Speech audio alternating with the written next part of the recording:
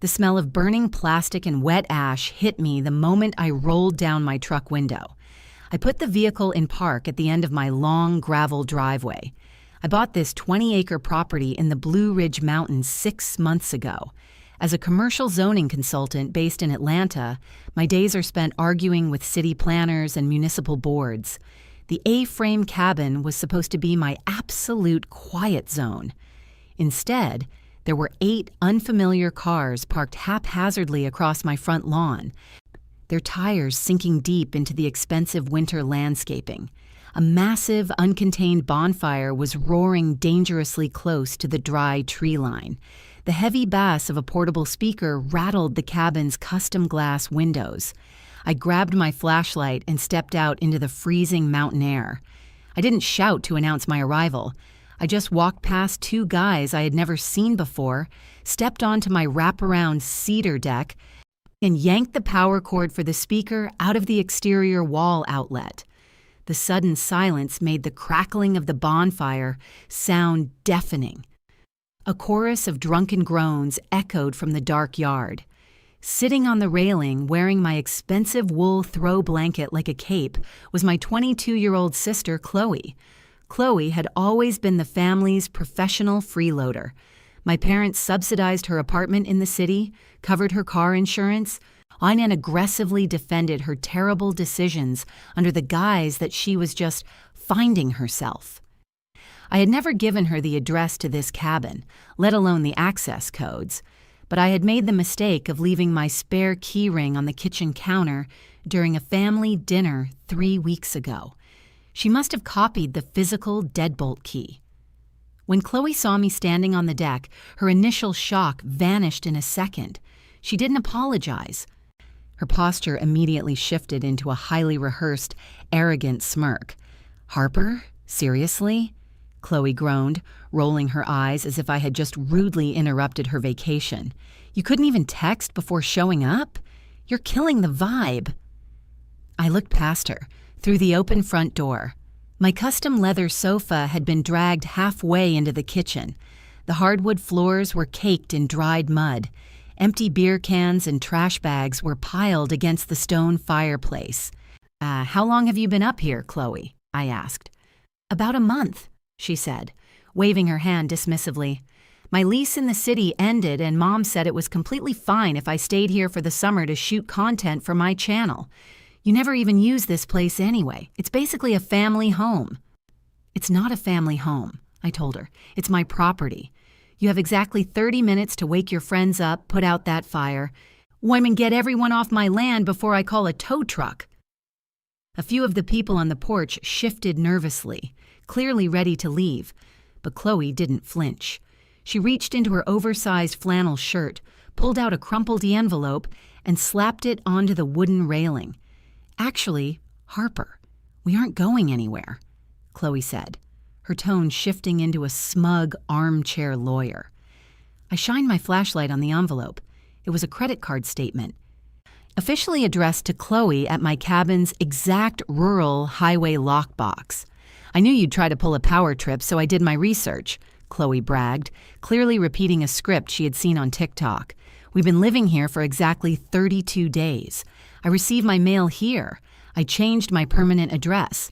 Under state tenancy laws, we have established squatters' rights. We are legally your tenants now." My phone buzzed in my pocket. It was a text from our mother.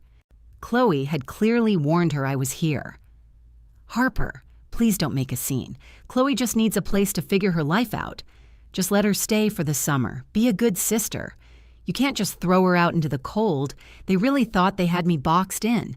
Chloe thought she had discovered a brilliant legal loophole to steal a free vacation home, and my parents were perfectly happy to let me foot the bill for the property damage just to keep their favorite child out of their own house. If you want us out," Chloe continued, practically glowing with unearned confidence, "you can't just kick us out or shut off the water. That's an illegal self-help eviction. You have to formally serve us with a 30-day notice and take us to civil housing court. Mom's lawyer friend said the county eviction backlog is at least 6 months long, so we're staying until winter. Deal with it." She looked at me, waiting for me to scream, threaten her, or lose my temper. And she wanted a fight she could record on her phone. I looked at the piece of mail. Then I looked at the massive bonfire burning less than 50 feet from dry timber, and the 8 cars parked over my fragile septic field. Arguing with an entitled 22-year-old who gets her legal education from the internet is a waste of time. "Okay, Chloe," I said simply. She blinked, surprised by how easily I backed down. Her smug smile widened.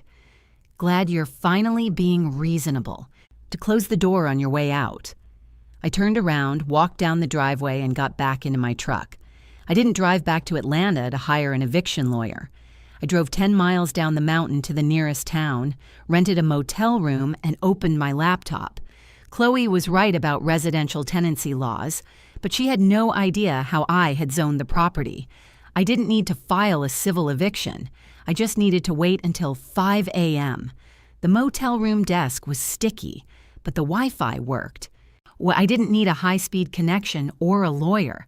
I just needed my laptop and the county's Geographic Information Systems, GIS, public portal. Chloe's entire defense rested on a fundamental misunderstanding of the law. She thought establishing residency converted any property dispute into a slow, civil court matter. If I filed a standard eviction notice on Monday morning, she and her friends could drag the process out for 6 to 8 months, living rent-free while destroying my home. But I don't work in residential tenancy. I work in commercial zoning and municipal code enforcement. I pulled up the original land use permits for my 20 acres. The cabin sits directly above a protected mountain watershed. Because of the strict ecological zoning in the Blue Ridge Mountains, the property is legally permitted for a maximum occupancy of 4 people, operating on a fragile, custom-engineered, closed-loop septic system. When I drove up to the cabin earlier, now I counted at least 12 people. They had parked heavy SUVs directly on top of the underground septic leach field. They had also built a massive, uncontained bonfire less than 50 feet from the timberline during a county-wide seasonal burn ban. Squatters' rights protect you from a landlord changing the locks. They do not protect you from the local government when you turn a protected watershed into an environmental biohazard. I downloaded the permits. I drafted a formal emergency hazard complaint, attached the photos I took of the illegal fire and the cars parked over the septic grid, and hit send to County Dispatch at 1:30 a.m. At 5 a.m., the mountain road was pitch black. I led the convoy up my gravel driveway. Behind my truck was a marked county sheriff's cruiser, and behind that, a white utility truck from the Blue Ridge Department of Environmental Health. The flashing red and blue strobe lights cut through the heavy morning fog. With the bonfire was a smoldering pit of trash. I didn't knock. I used my master key, unlocked the deadbolt, and pushed the front door open. The smell hit us instantly. Stale beer, sweat, and the sharp, sickening odor of raw sewage backing up into the foundation. Deputy Miller stepped past me into the living room. He didn't shout. He just took out his heavy metal flashlight and hammered the casing against the stone fireplace. 3 sharp metallic clangs echoed like gunshots. People started groaning, while pulling blankets over their heads. A guy on the floor bolted upright, his eyes wide when he saw the uniform. Chloe stumbled out of the hallway. She was wearing my expensive silk bathrobe. She squinted against the harsh beams of the deputy's flashlights. When she saw me standing near the door, her groggy confusion morphed immediately into rage. She grabbed her phone from a side table, hit record, and shoved the camera toward us. "Harper, are you insane? You can't just bring cops in here," Chloe shouted, her voice shrill. "I told you last night. I have mail. We have squatters' rights." She turned the camera toward Deputy Miller. "Officer, this is an illegal self-help eviction. You can't remove us without a court order from a judge. It's a civil matter." Miller didn't flinch at the camera. He kept his flashlight aimed at the muddy floor. "You're right, ma'am," the deputy said calmly. "We do not handle residential evictions. Law enforcement cannot forcibly remove established tenants without a signed writ of possession from the civil court. Chloe lowered the phone slightly. A smug, triumphant smile spread across her face. She looked at me, radiating pure entitlement. "Did you hear that, Harper?" Chloe scoffed, crossing her arms. "The cops just told you to back off. Now get out of my house before I press charges for trespassing." My phone buzzed. A text from our mother. "Chloe just called me crying." "And did you seriously call the police on your own sister? Call them off right now." I put my phone on silent and slid it back into my pocket. "I heard him," I said. I stepped aside, pulling the front door wide open. A man in a heavy canvas jacket and steel-toed boots walked into the cabin. He held a clipboard in one hand and a high-powered flashlight in the other. He wasn't carrying a badge or a gun. He was carrying the full authority of the county municipal code. "Chloe," I said, "this is Mr. M. Vance from the Department of Environmental Health. He isn't here for an eviction." Chloe frowned. "Then why is he here?"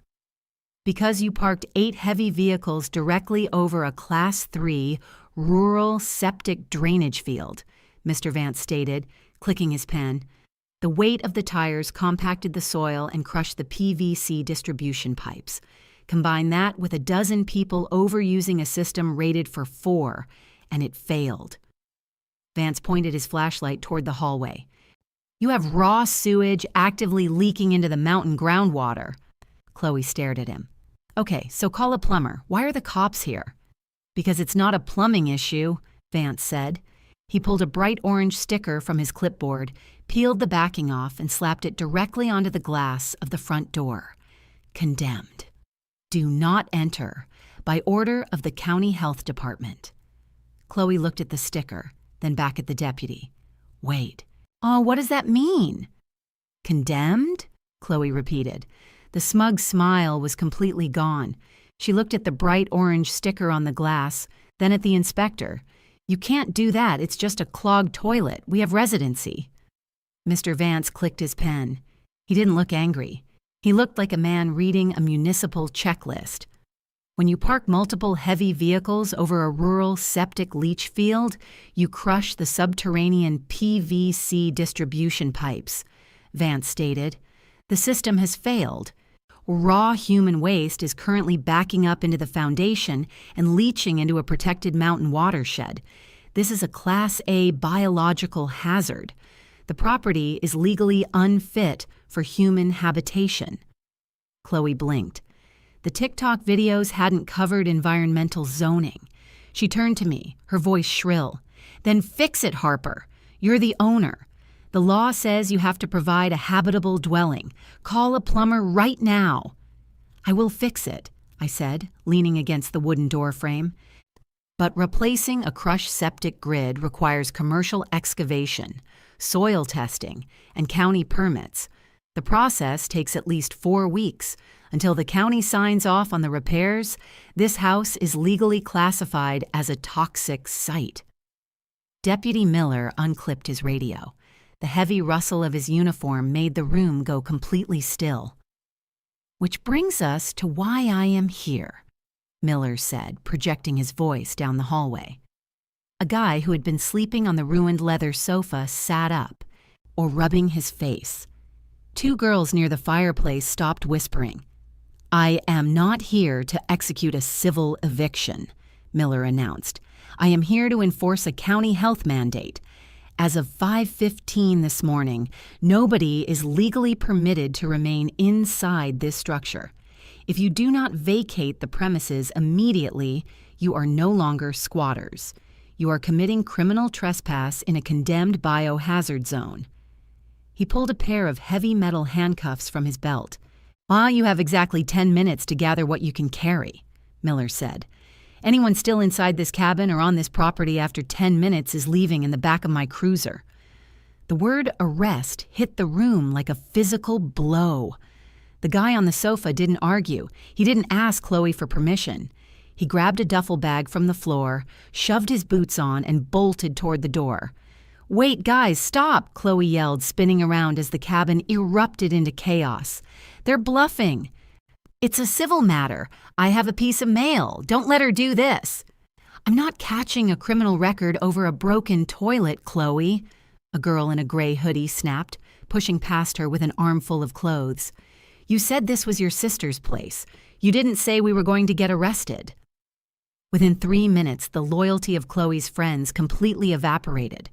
The front door swung open and shut violently as people rushed out into the freezing mountain fog.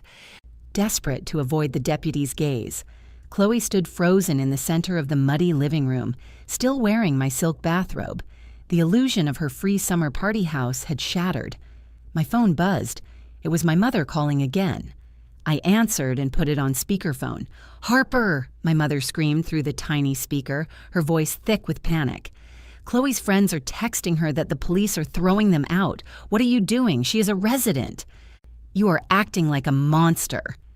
"I didn't throw her out, Mom," I said, watching Chloe tremble in the cold air rushing through the door. Chloe established herself as the primary legal resident. Then she hosted an unpermitted gathering and parked heavy SUVs on my leach field, crushing the plumbing. The county condemned the house for biological contamination. There was a sharp silence on the line. "The initial estimate for a full commercial septic excavation is $45,000, I continued, my voice perfectly steady. And since Chloe fought so hard to prove she is the legal tenant, she is legally liable for the structural damage caused during her residency. I looked at my sister. The arrogant 22-year-old was completely pale. "So, Mom," I said, "since you aggressively supported her moving in, then I assume you and Dad are ready to write a $45,000 check to the county to clear her environmental liability?" A dial tone cut through the speaker. My mother had hung up. I put the phone back in my pocket and looked at Chloe. 7 minutes, I said. The remaining 7 minutes dissolved into pure, unfiltered panic. The interior of the cabin became a chaotic obstacle course. The arrogant, untouchable energy that had fueled their month-long mountain party was completely gone, yet replaced entirely by the terrifying reality of a ticking clock and a county deputy holding a pair of heavy steel handcuffs. I didn't move from the front porch. I leaned against the cedar railing, pulling my wool coat tighter against the freezing mountain fog, and watched the exodus. A guy in a backward baseball cap shoved past me, carrying a plastic storage bin overflowing with tangled clothes, loose electronics, and a spilled ashtray. 2 girls followed close behind him, or struggling to carry a heavy cooler over the threshold. They didn't look at me. They didn't say a single word. The illusion that I was just an annoying older sister they could bully had been completely shattered by the bright orange "condemned" sticker, currently plastered to my front door. Chloe was the last one out. She stumbled onto the porch, dragging a massive, hard-shell designer suitcase behind her. She was still wearing my silk bathrobe over her clothes, her hair a messy tangle from sleeping. She looked down at the dark mud caking the wooden deck, then looked out at the front lawn. "Guys, wait!" Chloe shrieked, her voice echoing into the dark tree line. "Pop the trunk! I have 3 more bags inside!" Nobody answered her. They were already sprinting across the wet grass toward the 8 vehicles parked haphazardly across the front of my property. But as the first engines roared to life, the reality of what they had actually done to my land finally materialized. The guy in the backward hat jumped into a leased white BMW SUV. He slammed his vehicle into reverse and hit the gas. The heavy engine revved aggressively, but the car didn't move backward. Instead, a thick, sickening sound of wet suction echoed through the freezing air. The rear tires spun wildly, violently kicking up massive arcs of dark, foul-smelling sludge across the doors of the adjacent cars. "Stop spinning the tires, Jason. You're spraying my car," a girl screamed from the driver's seat of a Honda Civic parked a few feet away. She threw her own car into drive, desperately trying to pull forward toward the gravel driveway. Her front tires instantly dug into the earth. The front bumper dipped sharply downward as the heavy engine block dragged the chassis deep into the compromised soil. Within 60 seconds, the entire lawn was a chaotic symphony of revving engines, spinning rubber, and shouting. Not a single vehicle had moved more than a few inches. They hadn't just parked on a damp lawn. They had parked 20 tons of metal directly on top of my custom-engineered rural septic leash field. The combined weight of 8 heavy vehicles sitting there for a month had completely crushed the subterranean PVC distribution grid. The earth beneath their tires wasn't solid ground anymore. It was a collapsed, spongy sinkhole saturated with raw human waste and compromised mountain groundwater. The more they hit the gas, the deeper they buried their own axles into the biohazard. "Turn the engines off, Mr. Vance's voice cut through the noise with the sharp, uncompromising boom of a county official who had seen this exact scenario 100 times. The inspector walked off the porch, shining his high-powered tactical flashlight directly into the eyes of the panicked drivers. And the bright beam illuminated the thick, dark mud caking the wheel wells of the luxury cars. "Shut them down and step out of the vehicles," Vance ordered, pointing his flashlight at the BMW. "You have compromised the structural integrity of a Class 3 septic zone. You are actively churning raw sewage into the surface topsoil. Turn the keys off right now." Jason, the guy in the BMW, killed the engine and kicked his door open. He stepped out, on his expensive sneakers sinking instantly into 3 inches of foul-smelling sludge. He gagged, pulling his shirt up over his nose as the intense stench of the ruptured septic tank hit him. "What the hell is this?" Jason yelled, looking frantically from his ruined shoes to the inspector. "We need to get out of here. The cop said we have 3 minutes before we get arrested." Deputy Miller walked slowly down the porch steps, his hands resting casually on his heavy utility belt. The mandate was to vacate the condemned structure and the immediate premises, Miller corrected smoothly, his voice carrying easily over the idling engines. It did not include permission to drive contaminated vehicles onto public county roads. Right on cue, the low mechanical rumble of heavy diesel engines echoed up the mountain pass. Through the dense morning fog, the headlights of 3 massive, heavy-duty, commercial, flatbed tow trucks pierced the darkness.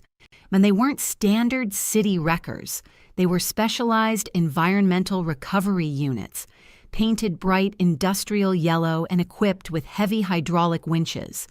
The drivers inside the cabs were wearing high-visibility reflective gear. The lead truck pulled horizontally across the base of my gravel driveway, completely blocking the only exit to the mountain highway. The air brakes hissed loudly as the massive vehicle came to a halt, and the amber strobe lights on the roof bathed the ruined lawn in a rhythmic, warning glow. Chloe stood frozen on the porch, her hands gripping the handle of her designer suitcase.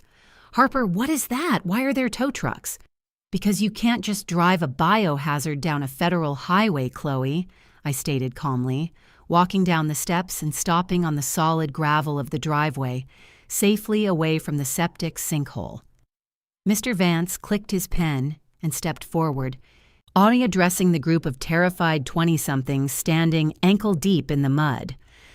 "Under Section 402 of the County Health and Safety Code," Vance explained, reading directly from his clipboard, "any mechanical equipment or vehicle submerged in or exposed to an active biological waste spill must be extracted by a certified environmental recovery team to prevent the contamination of public infrastructure." Jason stared at the massive flatbed trucks, his face completely pale. "Extracted?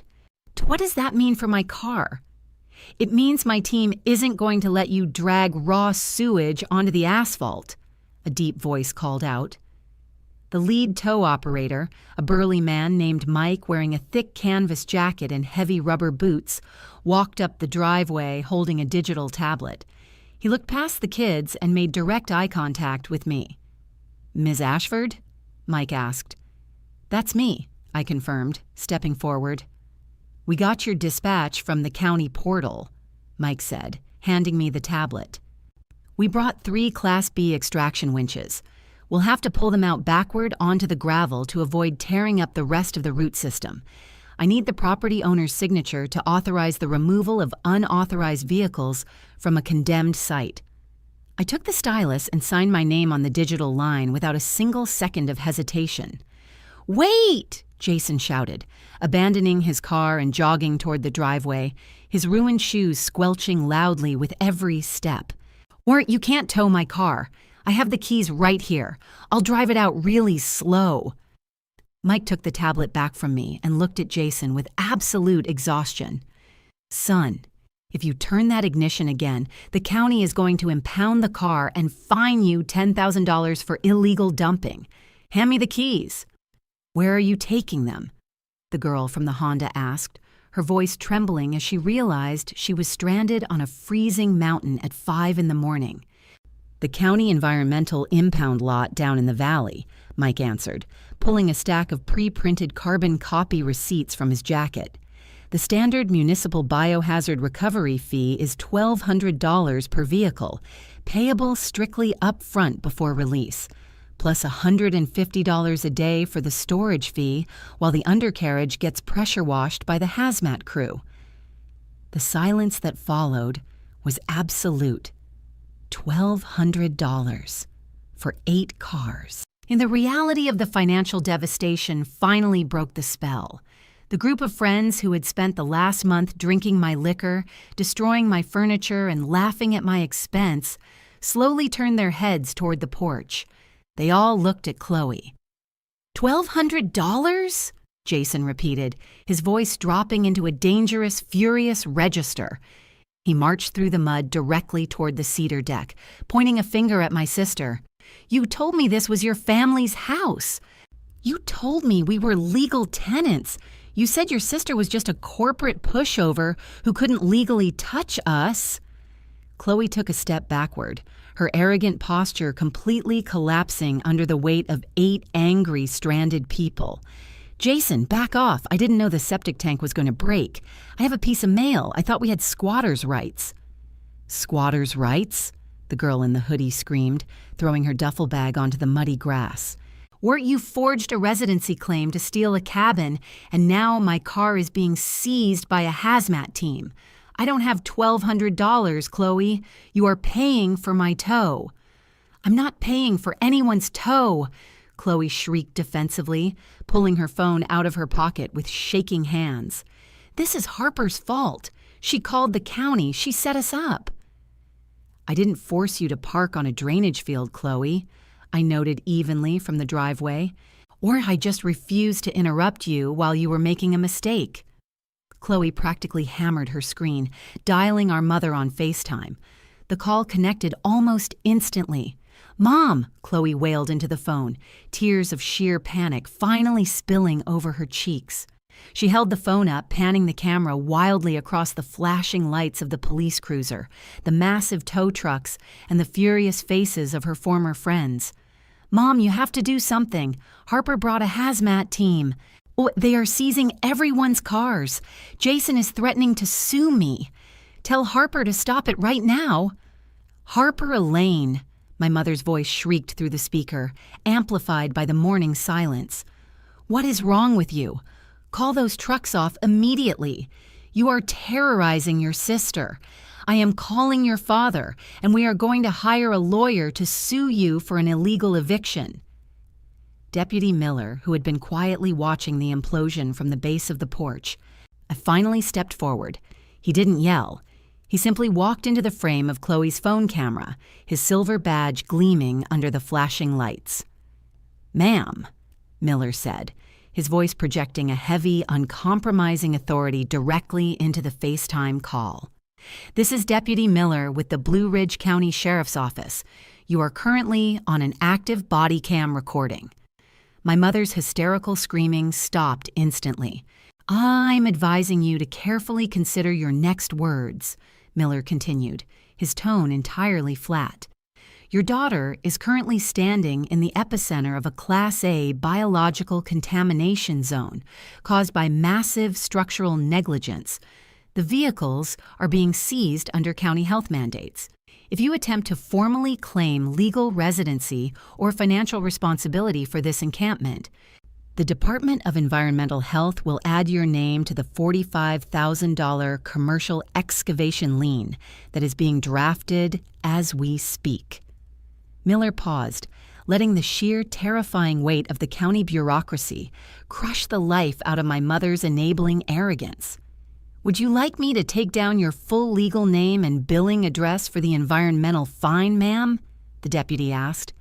Through the phone speaker, I heard a sharp intake of breath, and the woman who had spent 22 years defending Chloe's every catastrophic mistake suddenly found herself staring down the barrel of a massive, unpayable government debt.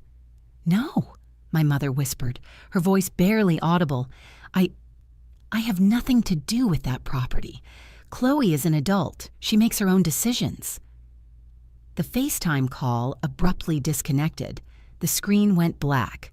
My mother had just abandoned her favorite daughter on a freezing mountain to save her own bank account.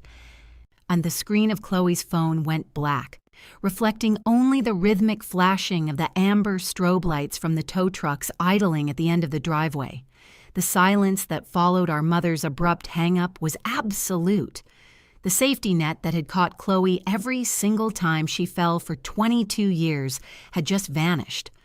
Faced with a $45,000 environmental liability, our parents had instantly severed the cord to protect their own bank accounts. Chloe slowly lowered the phone. Her hands were shaking violently. She looked at the 8 people standing around her in the freezing mud. People she had promised a free month-long mountain vacation. They were no longer looking at her as the generous host. They were looking at her as a massive, walking financial liability. Jason broke the silence. He zipped up his heavy jacket and hoisted a plastic storage bin onto his shoulder. He didn't look at his sinking BMW. He looked straight at my sister. "I am not paying a $1,200 hazmat fee for a house you didn't even have the right to be in, Chloe," Jason said, his voice dropping into a cold, furious register. "You told me your sister was just a pushover. You told me you had legal residency. You have exactly 1 week to send me the money for my impound release, or I am taking you to small claims court. Do not text me. Do not call me." He didn't wait for her to respond. He turned his back on the porch, in his ruined sneakers squelching through the dark sludge, and started walking toward the gravel driveway. "Jason, please," Chloe begged, her voice cracking as she stumbled down the cedar steps. The hem of my silk bathrobe dragged through the raw sewage. "My mom just cut me off. I don't have a car. You can't just leave me here." Jason didn't even turn his head. He just kept walking. The rest of the group followed his lead. The girl in the gray hoodie grabbed her duffel bag, was shooting Chloe a look of pure disgust before joining the exodus. One by one, they abandoned their luxury vehicles to the heavy yellow tow trucks and began the long hike down the steep, winding mountain pass toward the main highway. The mechanical whine of the hydraulic winches roared to life. Thick steel cables pulled taut, dragging the heavy SUVs backward out of the collapsed septic field. The tires carved deep, ugly trenches into the ruined lawn, leaving behind nothing but churning mud and the overwhelming stench of the biohazard. Deputy Miller rested his hand on his utility belt and checked his watch. He stepped onto the edge of the driveway, shining his tactical flashlight directly at Chloe. "Ms. Ashford," Miller said, his voice a flat, uncompromising line of law enforcement authority. "The 10-minute grace period has expired. The property is officially condemned and closed to all unauthorized personnel. To grab your belongings and step off the perimeter." Chloe stood frozen in the mud. She looked at her massive, hard-shell designer suitcase sitting on the porch. It weighed at least 60 pounds. She looked at the dark tree line, the freezing morning fog, and the desolate road ahead of her. Then she looked at me. Her arrogant, TikTok-educated persona was completely gone. She was just a terrified, freezing kid who had finally hit a wall she couldn't manipulate. "Harper, please," Chloe whispered, and her voice trembling so hard her teeth chattered. Tears streamed down her face, cutting through the dirt on her cheeks. "I can't walk 10 miles in the dark. I'm wearing a bathrobe. My boots are locked inside the house. Just give me a ride to the gas station.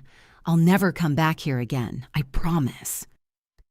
I stood leaning against the side of my truck. I didn't smile. I didn't gloat. I just looked at the massive bonfire pit they had built dangerously close to my dry timberline. The crushed septic field and the bright orange "condemned" sticker slapped onto my front door. "You aren't a stranded traveler, Chloe," I said quietly, my voice carrying easily through the cold air. "You are the primary legal resident of this address. You fought very hard to prove that to the sheriff, and residents are responsible for their own transportation." I opened the door to my truck and climbed into the driver's seat. "Harper, wait!" she screamed, lunging toward the gravel. I shut the door, cutting off the sound of her voice. I started the engine, turned the heater on, and shifted into drive. As I slowly pulled out of the driveway, giving a wide berth to the massive tow trucks, I looked in my rearview mirror. Chloe had finally grabbed the handle of her heavy suitcase. The small plastic wheels instantly jammed with mud and sewage, forcing her to physically drag the dead weight across the gravel. She was sobbing into the freezing morning fog, beginning her long, miserable descent down the mountain alone. I drove down the pass, completely untouched by the chaos. Over the next 4 months, the county bureaucracy executed a masterclass in financial devastation. Chloe's brilliant squatters' rights loophole became her absolute ruin. Because she had successfully used her mail to establish herself as the primary legal tenant of the cabin on police body cam footage, the Blue Ridge Department of Environmental Health legally bound her to the structural damage. They formally issued a commercial excavation and remediation lien directly against her Social Security number for exactly $45,000 to replace the Class 3 septic grid. When the county mailed the invoice to our parents' house, my mother and father panicked.